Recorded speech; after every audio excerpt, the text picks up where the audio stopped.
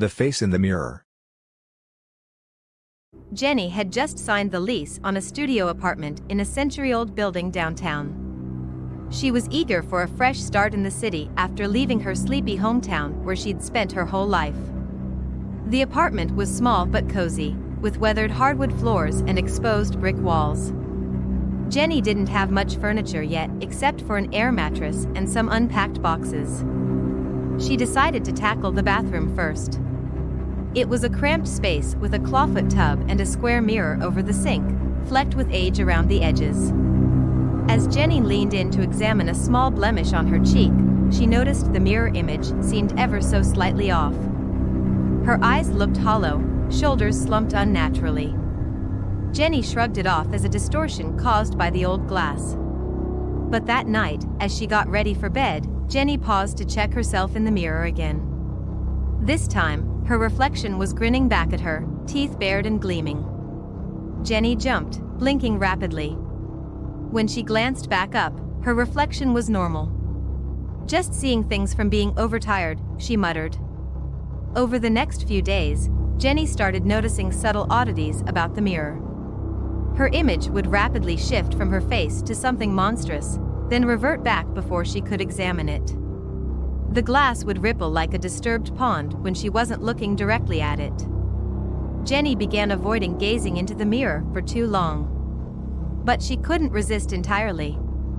She found herself compulsively checking her reflection, looking for discrepancies. One night, Jenny thought she saw clumps of wet hair clinging to the back of her reflection's head. But when she whipped around, there was nothing behind her. Only smooth brick walls. The next morning, Jenny entered the bathroom cautiously. She kept her eyes averted from the mirror as she brushed her teeth. But the compulsion grew stronger, like an invisible string reeling her gaze upward. Heart pounding, Jenny forced herself to look. A shriek caught in her throat. Greasy black hair dangled over her reflection's gaunt face in stringy curtains. The whites of her eyes were blood red. Fingernails stretched into long dirty talons. As Jenny staggered back in terror, the image rippled back to normal. Jenny knew then something evil resided in the mirror. Something sinister that wanted to take her place in the reflection. Jenny avoided her apartment for days, crashing at friends' places while she tried to figure out what to do. She was met with pitying looks and advice to see a therapist about her hallucinations. But Jenny knew what she saw. After a week, Jenny knew she had to go back and face the mirrored demon. She returned one afternoon, determined to destroy the possessed glass. The apartment was eerily quiet.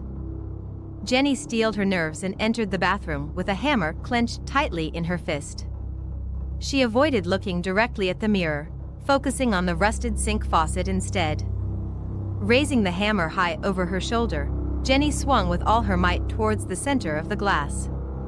The mirror shattered into jagged shards, crashing to the floor. Panting hard, Jenny scanned the fractured pieces for any sign of the entity. It was gone. Jenny let out a shaky laugh of relief. But then the largest shard near her feet seemed to quiver. Her laughter caught in her throat as two bloodshot eyes opened on the shard, blinking up at her. Petrified, Jenny watched as hundreds of tiny eyes rapidly opened across all the fragmented mirror pieces. They swiveled in her direction. The shards started rattling violently, like iron filings drawn to a magnet. Jenny ran from the bathroom as the pieces began sliding rapidly together, reconstructing the mirror. She could hear the glass crunching and grinding as the surface reformed. Scrambling through drawers, Jenny grabbed the only thing she could find, a tube of vivid red lipstick. She frantically scrawled a warning across her front door: "Do not look at mirrors." Heart slamming against her ribs, Jenny fled the building. She refused to look at any reflective surfaces on the way out.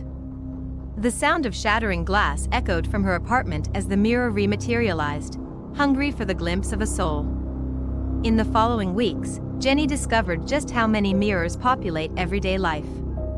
She navigated public spaces cautiously, keeping her head down, avoiding anything reflective. Jenny knew she was forever changed. She could feel the demonic presence lurking behind every looking glass, waiting for the moment her guard slipped. It would never stop trying to consume her soul.